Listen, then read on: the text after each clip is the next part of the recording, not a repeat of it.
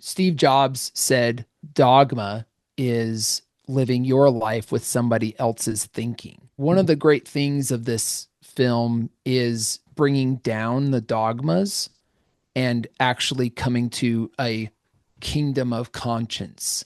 Rise a knight! Rise a knight! Well, religions are good when human beings are good. You know, it's almost like Forrest Gump, as stupid is as stupid does. Well, as good is, good does, or as evil is, evil does.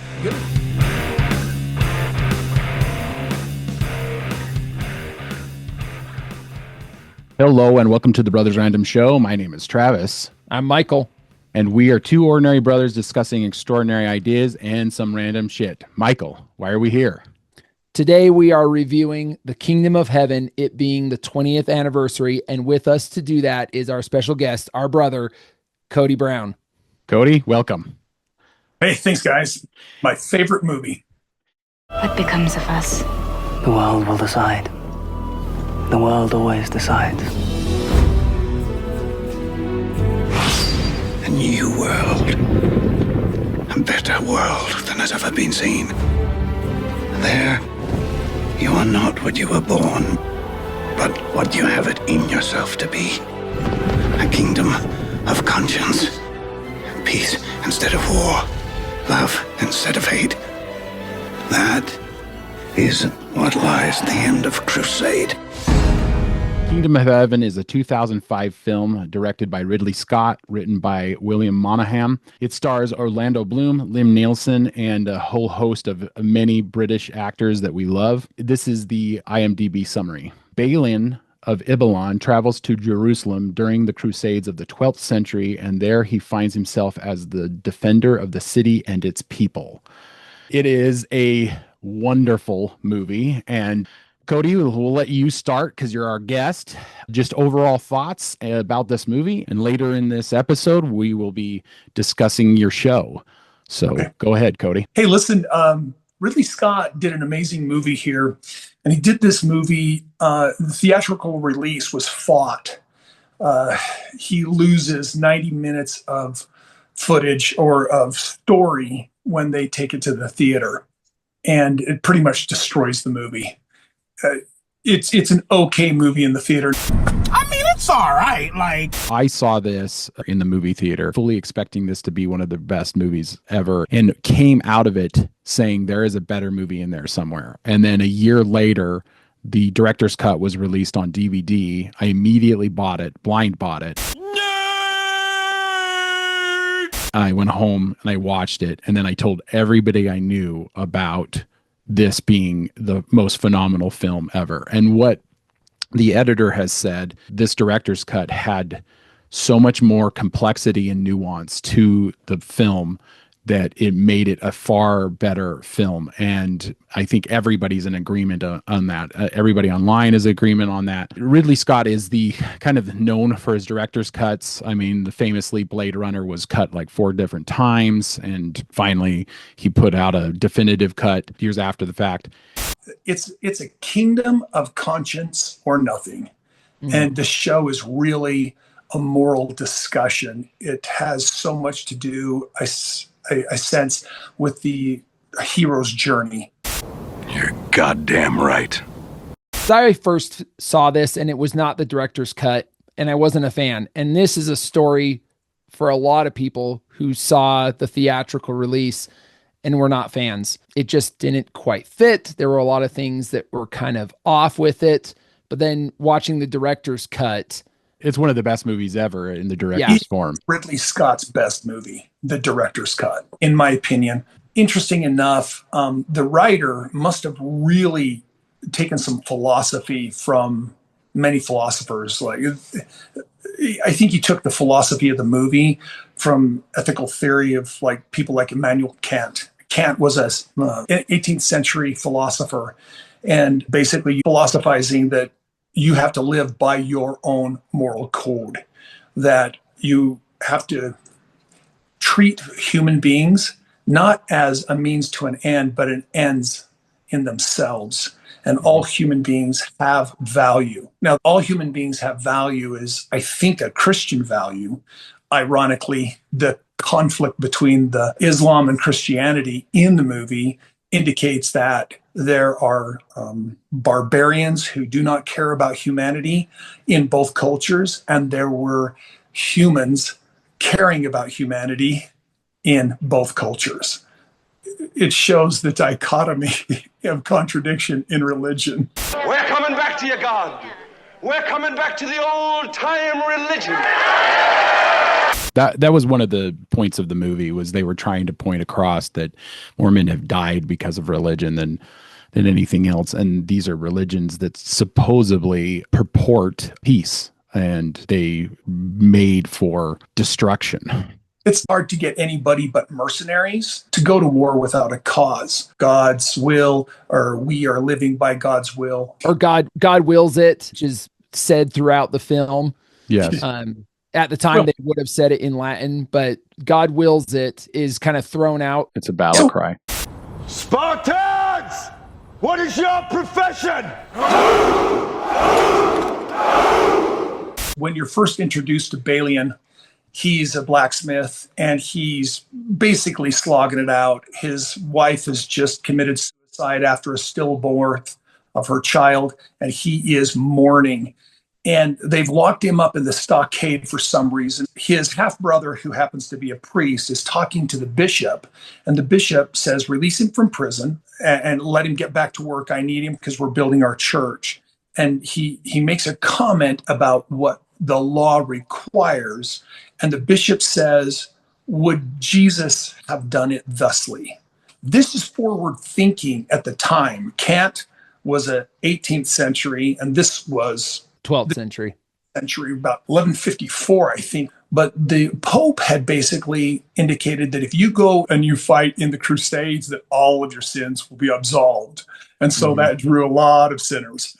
We're on a mission from God.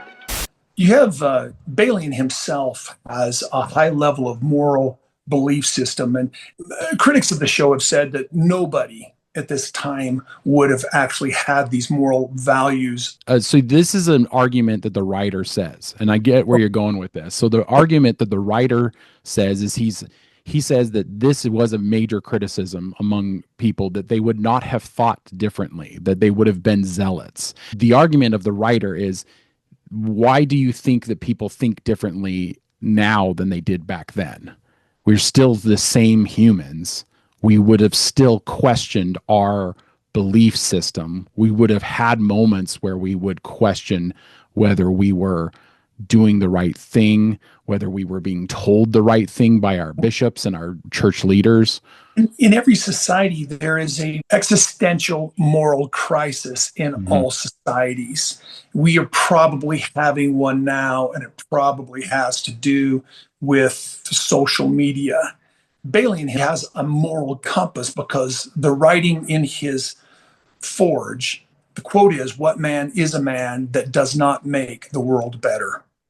What man is a man that does not make the world better? And that is Balian's moral objective in his life, as he shows that throughout every step that he goes. Well, and that changes because he goes to Jerusalem in search of absolution, because for his sins, not only his sins, but his wife's sins, because he believes that his wife is in hell for committing a suicide. You mind if I back up a little bit, Travis? Go ahead. Godfrey comes looking for his son and does the best he can to claim him, gives him an opportunity to go to Jerusalem with him.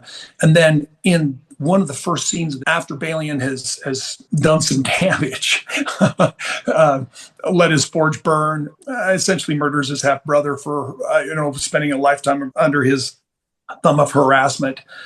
He goes to Godfrey, meets with them, and when the posse comes to take Balian, Godfrey shows Balian his value as a son and heir by fighting at great loss to his group for his son's safety. And then Godfrey continues. So he shows his son his value, and then he tells Balian that they can go to Jerusalem. Jerusalem is the end of the world. And in Jerusalem is a place where you are not what you were born. but what you were born to be. That's America. Now, when you get to know Godfrey a little bit, you kind of get to see that they weren't bigots in their religious zealotry already. And interestingly enough, the Hospitaller, the namesake of hospitals, they're a priestly knight sect. They were both priests and knights. And medics. That's why they're called the Hospitallers. Hospitallers. I'm spacing on the actor's name. David Fields. Such a great performance by him. Well, and you would not know, but he was terrified of the horses. Well, it's probably a stunt double that was riding the horse. Yeah, it was a stunt double. He was terrified of the horses. He said that was the only thing that he was worried about the whole time he was making the movie. David hilarious. Fields. And you see him in tons of stuff. He was in the Island of Dr. Moreau. He was in the Harry Potter movies. And he pulls out a great performance. Let's talk about the Hospitaller. We should do spoilers first. Spoilers now. There's one place I want to move to is the Hospitaller is part of this entire show. There's insinuations that he was an angel, but he's guiding everybody and he's seeing. He is the moral compass of the characters involved. In a way he is, but then you've also got, like, I don't want to jump too far ahead, but King Baldwin is a moral compass in and of himself. Tiberius, the Marshal of Jerusalem, is also a moral compass in and of himself. The enemies within their culture, their peers, give them moral compass because they disagree with their peers and how they treat humanity. But before we jump ahead there, I like to hang here. Balian shows up and says, I committed murder. And Godfrey says, well, haven't we all? He starts to show that, he's mistaken in life, but he still has some kind of moral compass. And one of the things that I found most interesting was when they're ceremonially passing his airship, his property to Balian before his death, the Hospitaller takes his confession. He says, are you sorry for all of your sins? And he looks his son in the eyes and says, all but one. So there's a process in the hero's journey here where Godfrey is the father, gives his son more identity by putting him under oath and covenant, by fighting to gather him. You are my son. He protected him. He showed him his value. And then he gave him a position as his heir and knights him. And then gives him, of course, everybody's got this speech written somewhere. Be without fear in the face of your enemies. Be brave and upright, that God may love thee. Speak the truth, always, even if it leads to your death. Safeguard the helpless and do no wrong. That is your oath. That is your oath. But he also tells him, he gives him charge to serve the king. And if the king is no more, protect the people. Let's talk about knighthood. In 2003, 2 years before this movie was made, Ridley Scott was knighted by Queen Elizabeth II. And obviously he's trying to decide on what that means. And he's working through that through this movie. And the truth is the codes of chivalry that knights purported to be a part of were never really held up. They were aspirational. And so when people thought of knights, it was always this aspirational thing. It was always like I want to meet that code of chivalry, that code of conduct. And what you just referred to, Kody, what you just quoted, is the aspirational parts. Do we do those things all the time? No, we don't, because we're human, but we're always working and striving for that knighthood, for that aspiration. And that's what's so great about this movie, is that it shows that all these characters have committed sins or been less than their aspiration. The Hospitaller in a conversation says holiness is in right action and on behalf of those who cannot defend themselves. And goodness, he's kind of rambling. What God desires is in here and in here. And what you decide every day, you will be a good man or not, I love the scene. So great. One of the theories that Kant had is this free will for the choice in morality. Immanuel Kant, the 18th century philosopher, and you have a choice in your morality, and basically people who are moral choose a moral code. And it's interesting in this, there's this recognition, and every day you decide to be a good man or not. This leads credence to the fact that the Hospitaller is a spiritual being. Now, they don't ever mention that people think that he's an angel, people think that he's a God incarnate of some kind, but he's just the spiritual guide. And he's just a spiritual guide because, spoiler, later his head is mounted in the pile with all the other knights. But the theory behind this, Kody, is that Balian's the only one that sees him, and this is closure for Balian. The theory doesn't work as far as him being like an immortal or an angel or something, because Godfrey is speaking directly with him. No, yes, I realize that, but where the theory is sound is that it's not necessarily that he's not there, but that he is there, but he is a spiritual being in amongst men. Maybe he appears out of nowhere. Very often, yes. Yeah. And he touches him. There's points where he touches Balian, and Balian basically comes back to life, like he's breathing breath into Balian. You also got to look at the way the actor acts these scenes with the Hospitaller. So David Thiels never is not in some way being spiritual or smiling at the stupidity of the situation. He's always got this slight grin. He's always above it, just a little bit. Yes, he's above 100%.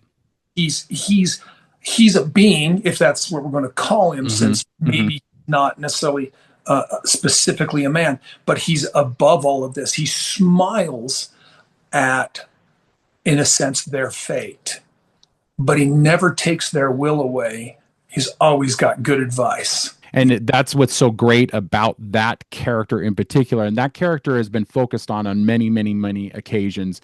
In most of the commentary, Monaghan and Ridley Scott are both very vague on this character, which I think is intentional because both of them have different thoughts on the character. Monaghan was raised Catholic, and so Monaghan has a ton of Catholic baggage that he's thrown into this movie. So the Hospitaller, there's so many points where he's playful in moments of absolute danger.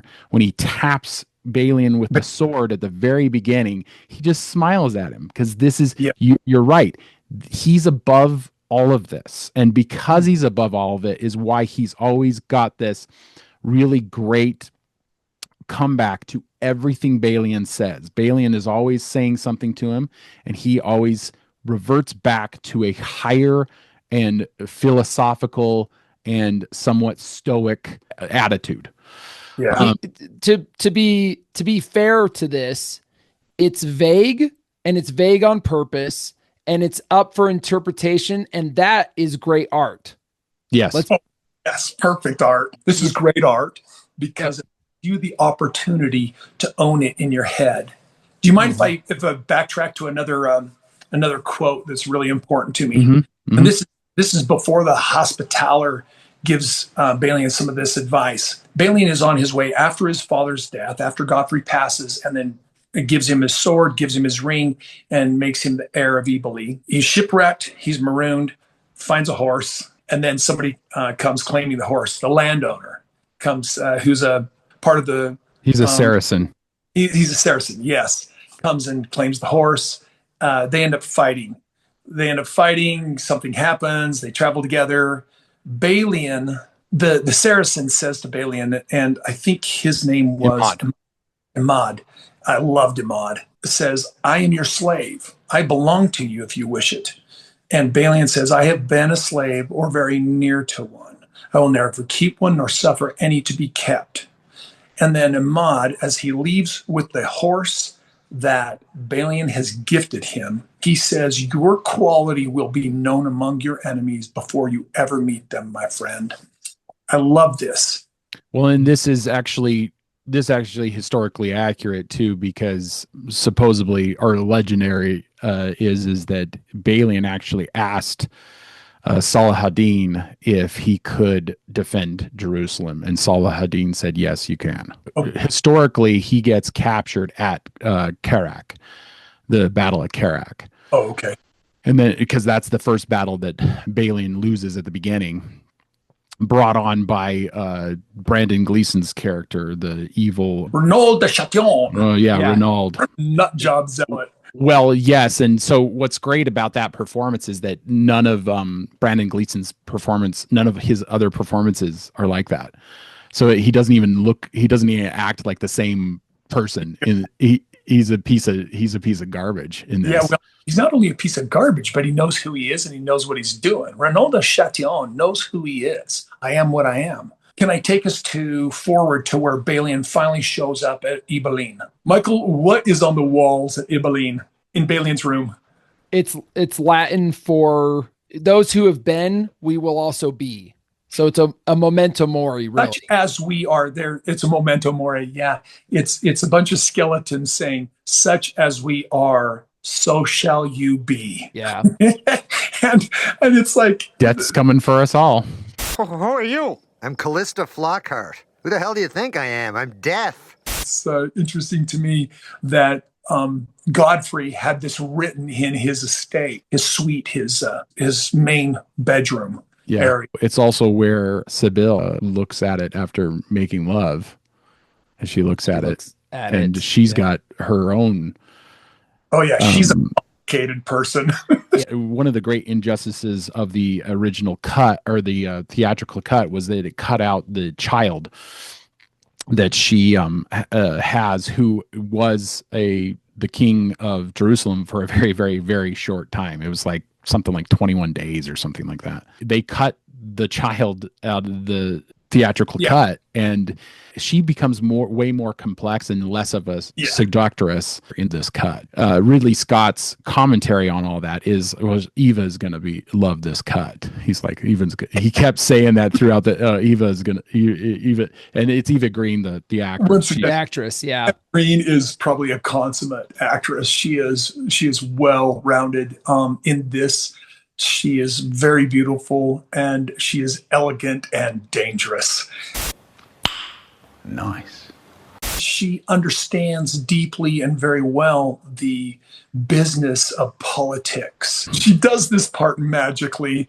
Balian, who has a strong moral compass, no longer sees this as a problem, even though he indulges something he probably believes is wrong. It goes back to making mistakes and having ideals, because she tries to seduce him again later in the film, and he's decided against it. Exactly. And because it was wrong, and he knew it was wrong, and she knew it was wrong. I think he had become the king by then, and Balian had already turned down the opportunity to be such. They offer Balian to be the king, to marry Sibylla, and to basically manage Jerusalem after the death of Baldwin. A very they paint him as a righteous king here, and Balian says no. He says, I won't do it because it would cause men to die. Because he knows it would be a political murder and a takeover of that man's wife. Literally. So it's a very different moral thing than just like having an affair. Not to downplay having this affair. It really is the next level. He becomes like Guy. Yeah, he doesn't. He would be this. It would make him like his enemy. Tiberius pulls him aside and says, "Why wouldn't you do that? Would it be so hard to be married to Sibyl?" Which is kind of like the reward for the reward. And that is when he turns it on him. He turns it on Tiberius, and he says, "It is a kingdom of conscience, or nothing." But there's a build-up to this. He's taught lessons. Yes. Throughout. Things that Tiberius says. Things that the king says. One of the most important lines here is King Baldwin plays chess with him. He says, a king can move a man can claim a son, a man can move himself. Remember, whosoever you are played by, or whom your soul is in your own keeping alone. even though those who presume to play you be kings or men of power. He's basically telling Balian that King Baldwin, who had power to move a man, wanted that man to have the choice.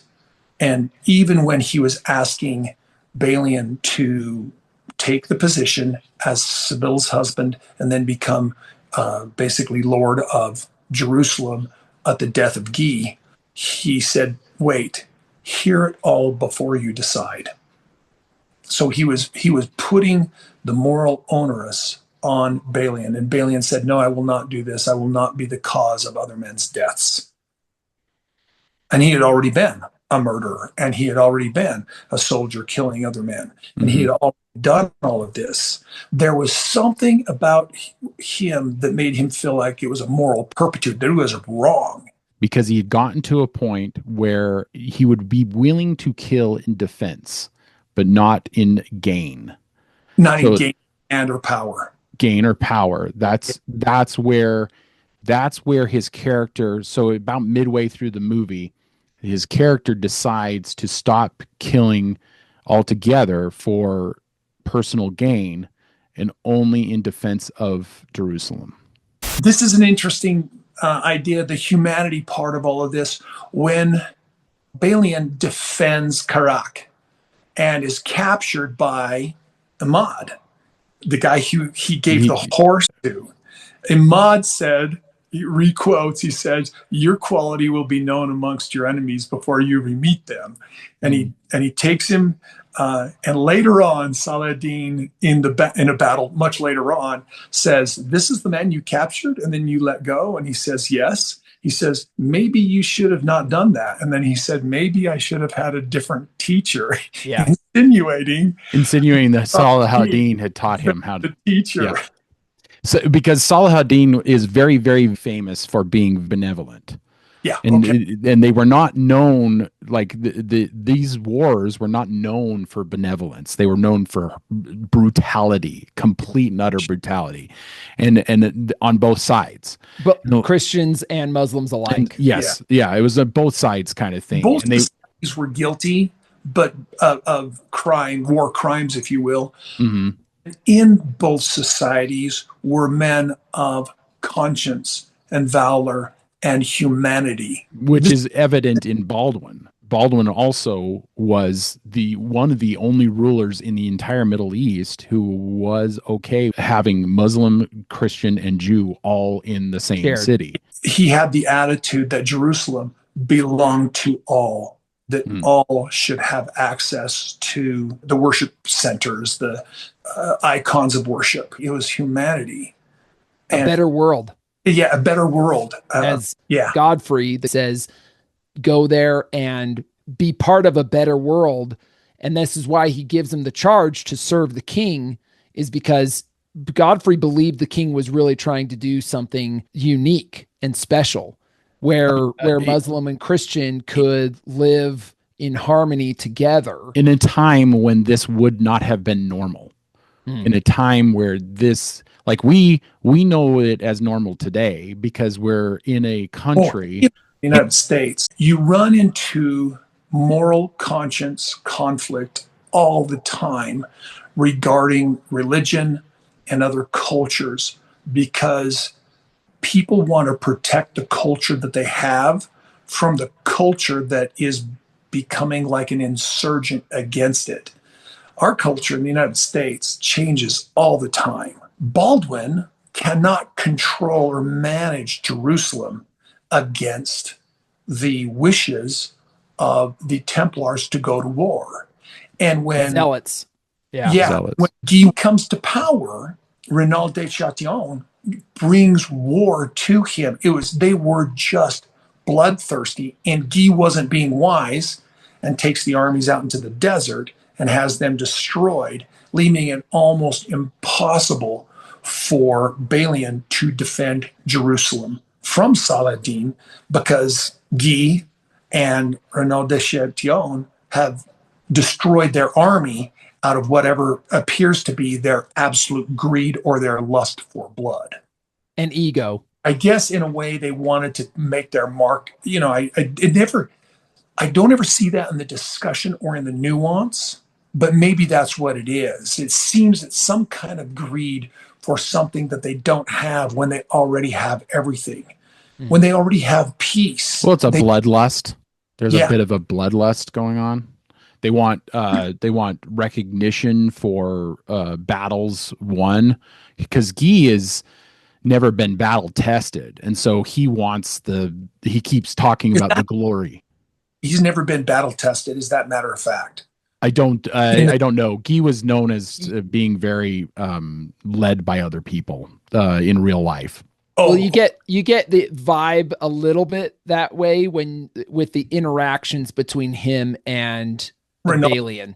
Oh, he's ego driven. He does not like. So there's another thing about Guy de Lucian. He believes that the laws of the feudal system should be maintained in Jerusalem, and in Jerusalem they are not. They're and not. one of the comments is in France, this could not inherit, referring to Balian as a this, and he wouldn't be allowed lands and prosperity. Well, in Godfrey, for this movie, Godfrey was like kind of a self-made man. He went there and became something of himself. Basically, he had noble blood, but no noble rights. So he went to Jerusalem to find his.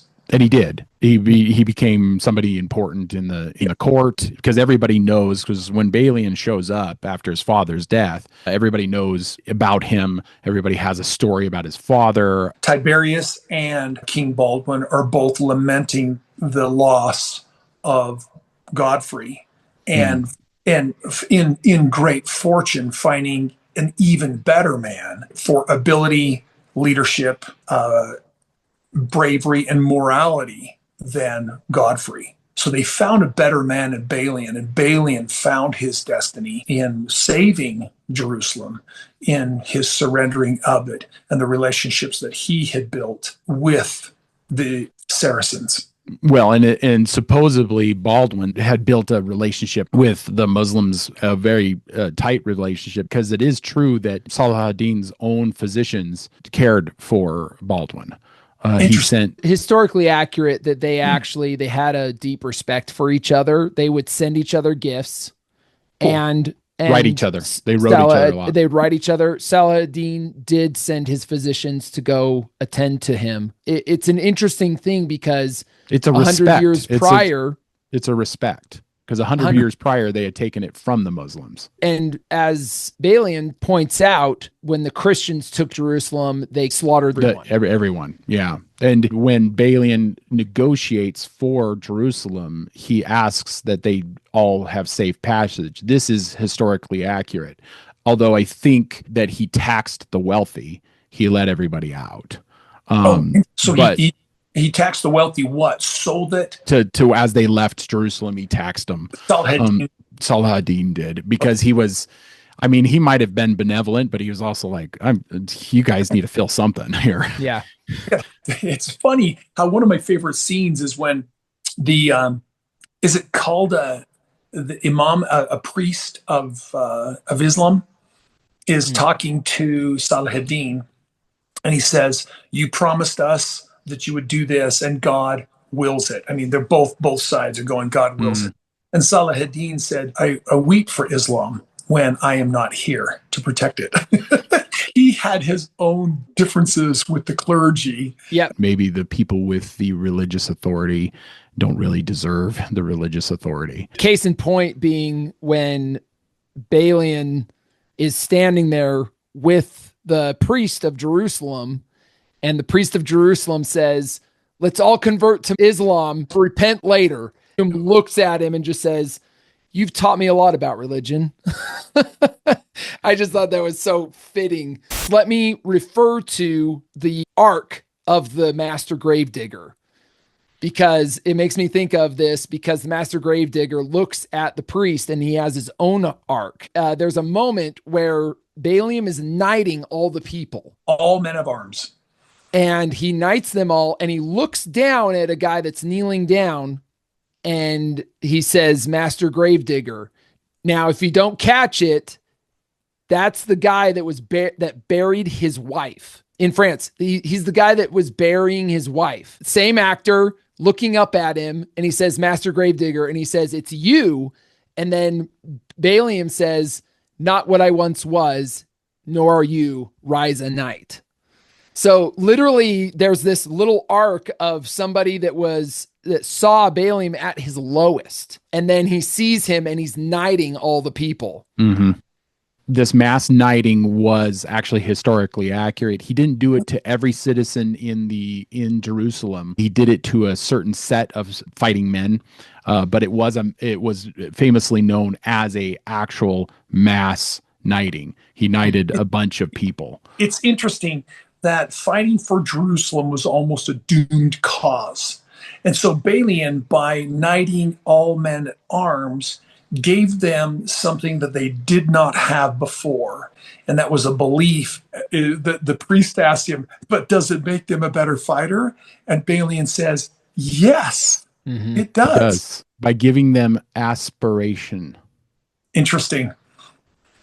and by giving them aspiration, you are giving them inspiration. Yeah. Before we leave this section, I want to point out something. In this moment where he's knighting everybody, there is a musical cue. And the musical cue is the exact same musical cue used in another heroic moment in another movie by another studio. Gladiator? No, it's 13th Warrior. At the point in 13th Warrior, yes, it's the exact same musical cue. My father, lo there I see my mother. Yep. Lo there do I see my father. Lo there do I see my mother and my sisters and my brothers. That is your oath.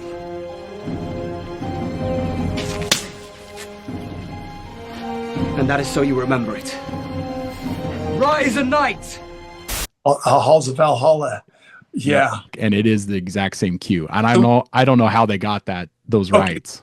And did Scott do who did 13th Warrior? John McTiernan, but I don't know how they got it, but it's the same cue. It's the same exact song. Interesting. Same kind of heroic moment where there's a speech. Yeah. Not only the speech, but the hopeless odds against a superior force. Yes. 100%. And you're trying to raise the bravery in an entire group of people who are doomed, to give them strength, power, and conviction. That's great stuff. See, that is the miracle of the movie. That was the heroic move when Balian knights all men at arms and gives them a belief that they can fight better by doing it. That they are better men by being knighted. This is Ridley Scott working out his own issues with being knighted. Really? Is he trying to diminish what has happened with him, or is he trying to? I don't know if he's trying to. I think he's trying to elevate it. I think he knows that it's an aspirational thing, but he was knighted literally 2 years before this movie came out. Interesting. So he's already been thinking about it. He's been thinking about his contribution as a knight, like what makes a knight. What does that mean? What does that mean? Yeah. And so this movie, it helps structure his thinking in it, I believe. Yeah. And if you know anything about like the making of this was a massive undertaking. It cost about $130 million to make. If you watch the scenes, there's hundreds of extras. You don't see movies like this anymore. It was a flop. So the film earned about $19 million on its opening weekend and resulted in a $47 million domestic haul. Although it would eventually earn over $211 million worldwide, many in the industry regarded it as a box office disappointment. Even though those are the statistics of it, a year later, they released the director's cut, and it was one of the #1 best-selling DVDs of that year. Now, I can't find numbers on that, like how many DVDs were sold, because the studio didn't release that. And if you think about it, it's an embarrassment to the studio if it did better on DVD than it did at the box office. Hep, hep. Boo! You stink! because Ridley Scott was very vocal about it being completely No, cut. I mean, that's telling. It's telling, right? It's like they should make the other one die. They should make it go away. it kind of has, Cody. it's- If you get online and you talk about this movie at all, everybody talks about how much the director's cut is a far superior film. The studio destroyed this movie. But Lord, they diminished its value significantly by cutting all that out because they don't believe that the masses will enjoy a movie that's 2.5 hours. I don't care how long the story is, if it's built right and done right. There are down moments in this movie which are slow, but they're so intricate. They're so necessary for the plot. It's not an all-out action movie, or is really a philosophical movie with a lot of action. And they build this so well in the director's cut. It's the movie is pure, fantastic art. Your art was the prettiest art of all the art. Thank you. So jumping forward a little bit, a couple ironies here that I found is Balian, after surrendering Jerusalem, making terms, says to Saladin, "What is Jerusalem?" And Saladin says, "Nothing." And he walks 10 paces, turns around, and he says, "Everything." And before they surrender it, the funny thing about that is everything and nothing. Balian says, "I will destroy it. I will destroy all the sacred monuments, all things that make men mad." And Saladin says, "Maybe it would be better if you did that." Yeah, it's funny. Well, and to the zealots, that's heresy. That's evil. But to rational men, would it be better if we got rid of all this? The biggest problem with religion is humans. Well, religions are good when human beings are good. It's almost like Forrest Gump, as stupid is as stupid does. Well, as good is, good does, or as evil is, evil does. Never underestimate the capacity of human beings to other human beings. And that's really what it comes down to. And if you can use a religion as an excuse, you can use a political belief. Communism has killed more people than any other religious belief in the whole of our existence. Well, the most dangerous religion in the world is statism.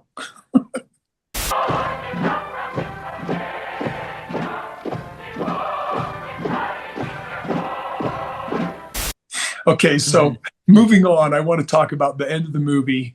But before Balian leaves Jerusalem, after he has complained that he can't find God, that he has sort of lost his faith, Imad gives him the horse at the very end, says, I will not keep this horse. This is not a good horse.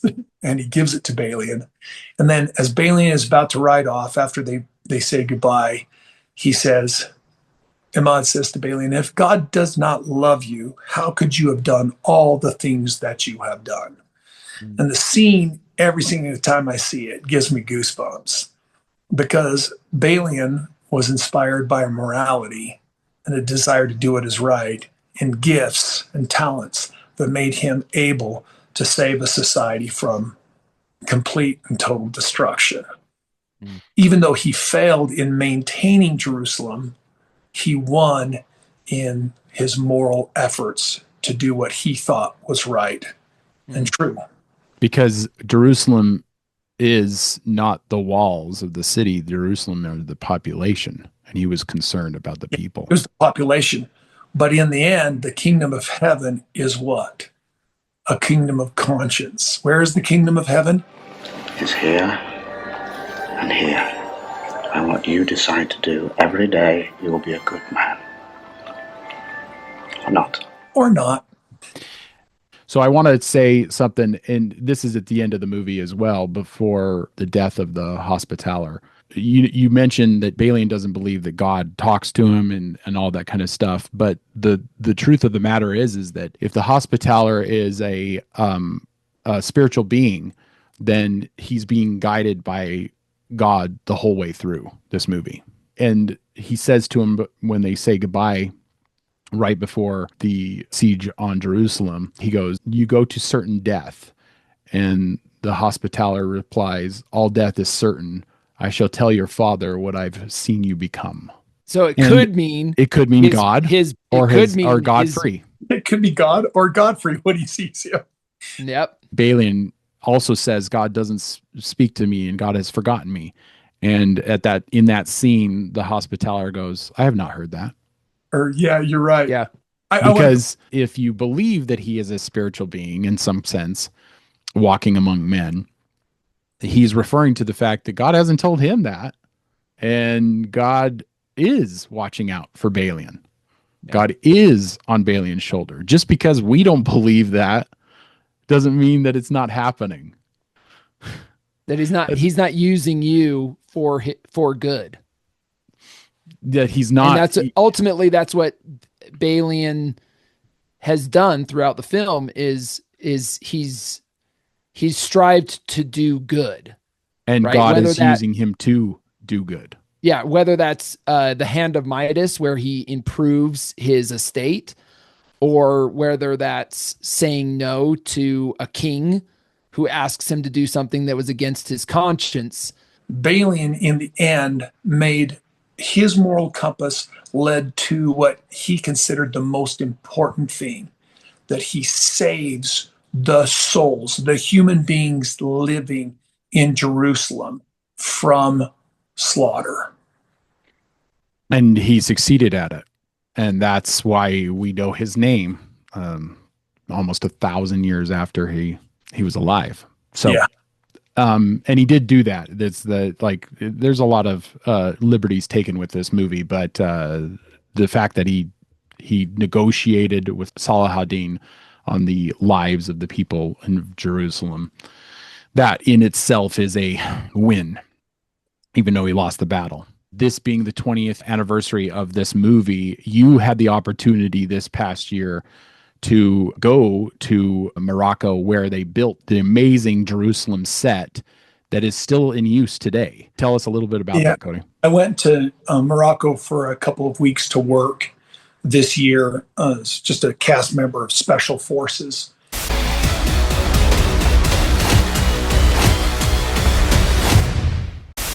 And beforehand, I was trying to adjust myself. I believed that Special Forces was going to be kind of a fitness journey. And so when I got to Morocco, I would try to run or at least walk or exercise as the sun was setting in order to adjust my jet lag, basically get acclimatized to Morocco as quickly as I could. And one day they gave me a driver. I was in the city of Ouarzazate, and where we were staging before filming Special Forces. And my driver, I wanted to take me out in the hills so I could run. And so he drives me out to the outskirts of the city. And I go, I'm looking out over the horizon and there's this huge castle. I'm like, what is that? And this kid has been either an extra or a driver or something. He's worked on a lot of movie sets, and his older sister actually worked. I think it was his older sister had actually worked on the set of The Kingdom of Heaven.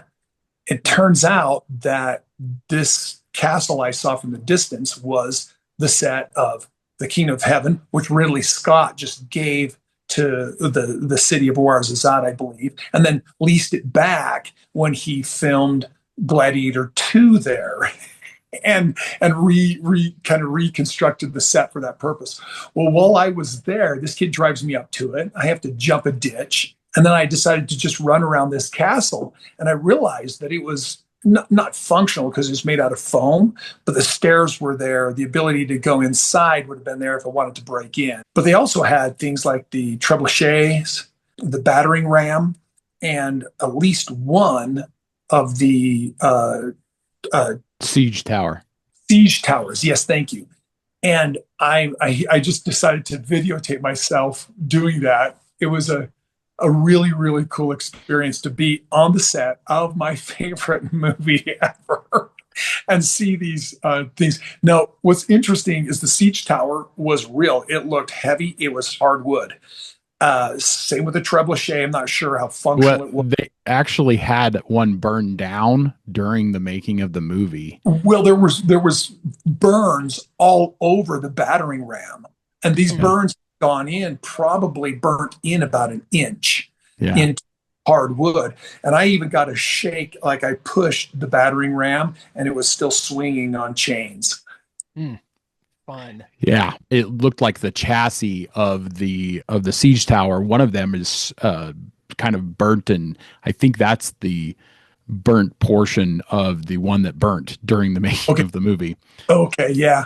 Most important thing that happened, though, was as I was doing that, this was quite an amazing experience for me to go there.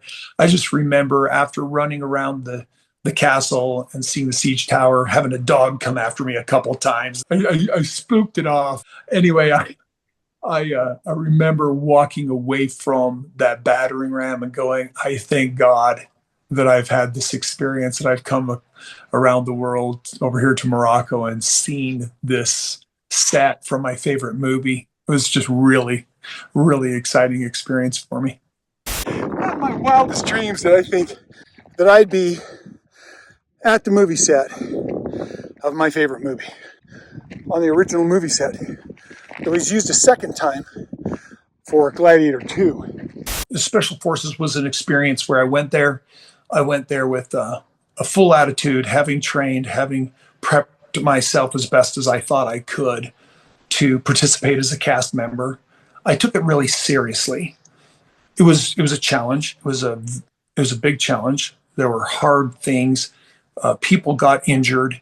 The things we did were dangerous. It's very hard to sort of maintain what my first person experience was when I was there. It just ended up being an experience that I came home from with great humility. Okay. Before we go, Kody, I'm going to throw a few quick fun questions to you.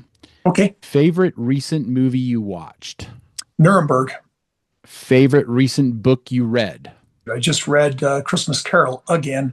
Charles Dickens. You can't go wrong with that. Give us a good podcast that you've been listening to. Oh, shoot. Sean Ryan's show has been quite interesting. Michael, how about you? You got anything to add? Maybe just about the movie or about anything that Kody's referred to? Yeah. I'll say this, that Steve Jobs said that dogma is living your life with somebody else's thinking. And one of the great things of this film is bringing down the dogmas and actually coming to a kingdom of conscience. And there's a moment where Balin and Saladin are having this conversation where Balin says, how could you let all these people leave? The Christians had come in and slaughtered everyone. And Saladin, he says, but I am not those men. Going back to what Baldwin says, when you go before God, you will have to answer for your own actions, not what other people's thinking. And this is going back to Steve Jobs, like other people's thinking. No, your thinking. We have to be very careful in a society about getting sucked up in groupthink. It's become what I consider somewhat dangerous. There has been a division in our world that has pulled us apart and continues to do so. And Michael, if you'll move your head, see that?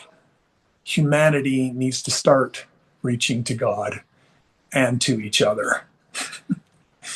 That's why I have it up there.